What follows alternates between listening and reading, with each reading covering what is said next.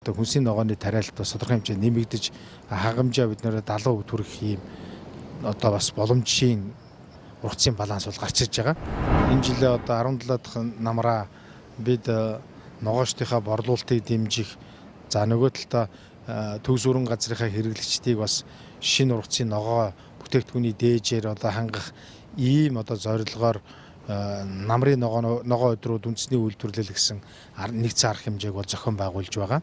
За дээрэс нь дотоодын одоо хүнснийхээ хангамжийг нэмэгдүүлэх зорилгоор хүнсний ногооны тариалан эрхлэгчдэд тодорхой хэмжээний хэд хэдэн дэмжлэгүүдийн арга хэмжээг бол авч хэрэгжүүлсэн байгаа. За тухайлах юм бол одоо нэр бүхийн 11 төрлийн хүнсний ногоонд мөнгө урамшуулалгаар шийдвэрлсэн. За дээрэс нь хүнсний ногооны үрэн дээр бас хөнгөлөлтөд дэмжлэгийг үзүүлсэн. За татварын импортын татвар дээр бас тодорхой хэмжээний арга хэмжээнд Монгол Улсын засгийн газраас авч хэрэгжүүлсэний үндсэн дээр одоо хүнсний ногооны тариалт бас тодорхой хэмжээнд нэмэгдэж хагамжаа бид нэр 70% хүрэх ийм одоо бас боломжийн ургацын баланс бол гарч ирж байгаа.